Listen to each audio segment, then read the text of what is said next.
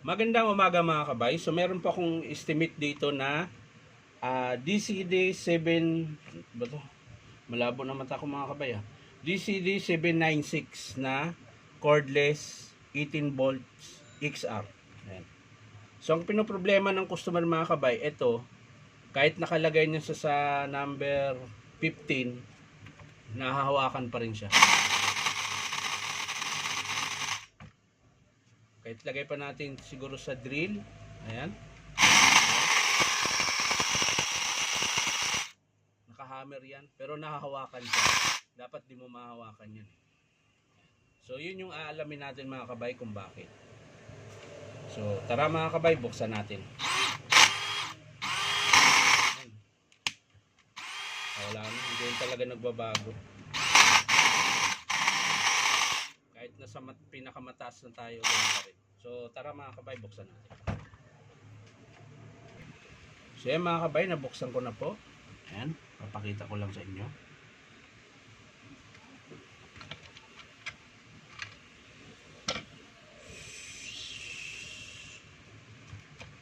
So yun, basag pala mga kabay.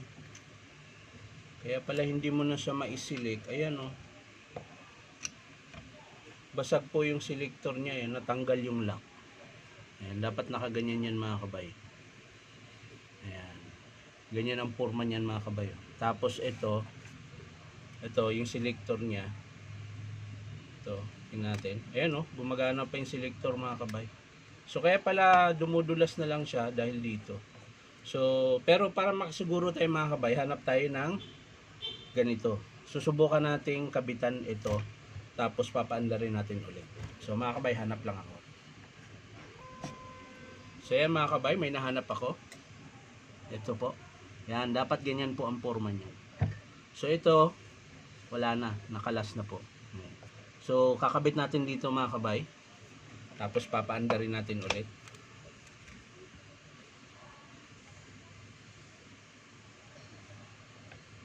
Yes, sir.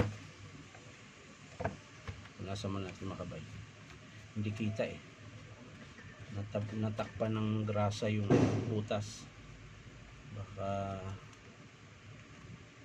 hindi magkaigi. Silik natin mga kabay. Ayun.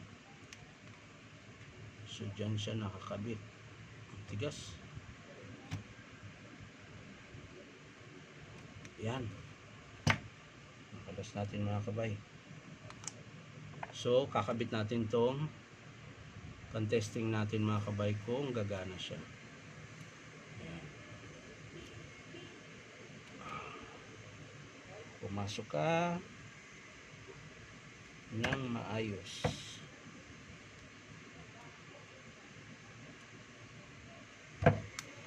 So, yun mga kabay magana na yung selector niya. So, kakabit natin ulit mga kabay. At tingnan natin kung may pagbabago. Ayan.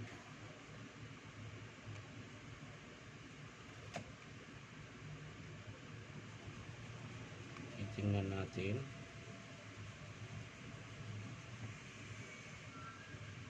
Ayan. So, lalagay natin yung takip niya mga kabay. Para matesting natin ng maayos. Lagyan natin na. So yan mga kabay, nasara ko na po. So testing na po natin. Ayan. So kanina nahahawakan natin, lagyan natin sa hammer. Ayan. Nakalagay po yan sa hammer mga kabay. So titingnan natin. Ayan So hindi na po siya nahahawakan mga kabay. Lagyan natin sa hammer. Ayan. Lagyan natin sa drill mga kabay. Ayan. So kung kanina mga kabay, hindi mo pag hinawakan mo siya, huminto na siya dahil lang po dito sa selector na nabasag. Ayan. Ito po yung selector na nabasag. Siguro sa sobrang pihit, malakas masyado ang pihit. So sa pagpihit yan mga kabay, ganyan lang naman po yan Ayan, sisilik niyo lang. Huwag lang kayo magpihit ng habang nakaikot. Ayan. So maaring yun din, isa din yun sa dahilan kung bakit nabasag yung selector. Dahil ito mga kabay ay plastic lang po ito. Ayan. Tapos ito nakasuksok lang po dyan yung selector, nakaganyan. Ayan. Nakaganyan lang po yung selector na yan. Ayan.